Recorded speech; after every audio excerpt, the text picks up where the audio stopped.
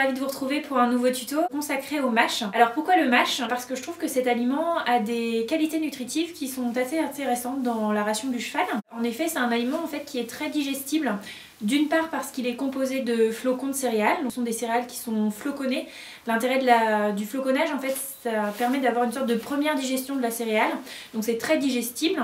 Et puis l'autre intérêt du mâche, c'est qu'il est composé de son, donc le son en plus d'apporter des fibres, a également un léger pouvoir laxatif. Le mâche est un aliment également qui est détoxifiant.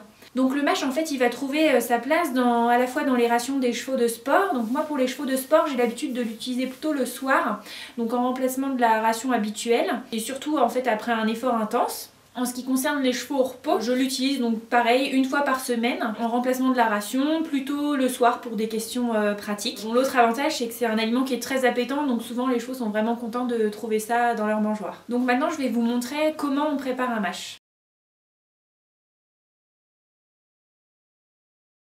Pour la préparation de votre mâche, il vous faut la matière première, le mâche bien sûr. Moi j'ai opté pour la façon la plus simple, c'est-à-dire que j'utilise un mâche industriel, c'est-à-dire que c'est un mâche qui est prêt à l'emploi. Les céréales qui sont contenues dans ce sac ont déjà été cuites puisqu'elles ont été floconnées, ce qui fait que je n'ai simplement qu'à réhydrater. Donc du coup, voilà le mâche que j'ai pris dans le sac. On retrouve bien les flocons de céréales, hein. Donc là par exemple on a du flocon de maïs, des flocons d'orge, des petits flocons de carottes et puis toutes ces petites paillettes que vous voyez, c'est ce qu'on appelle donc le son. Dans celui-ci, vous avez également des matières premières complémentaires comme par exemple de l'ail, du poireau. Ça va venir compléter l'effet bien-être du mâche. Donc ensuite, au moment de la préparation, vous allez verser votre mâche dans un seau.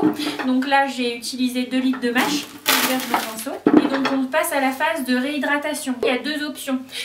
Moi l'hiver j'ai l'habitude d'utiliser de l'eau chaude que je fais chauffer dans une bouilloire. Ensuite je la verse dans le mâche et j'attends que ça refroidisse avant de le distribuer. L'été par contre j'ai plutôt l'habitude de mettre de l'eau froide. Donc pareil, j'attends que le mâche se réhydrate, faut compter un petit quart d'heure et ensuite je distribue aux chevaux. Au niveau des quantités, donc là j'ai utilisé 2 litres de mâche. Dans le seau ensuite je vais verser 1 litre d'eau.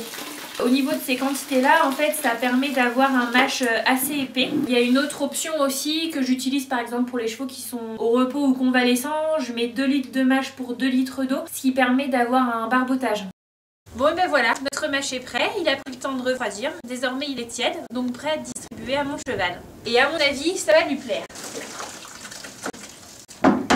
Ce mâche a été réalisé avec un produit Equideos que vous retrouverez sur le site www.equideos.com.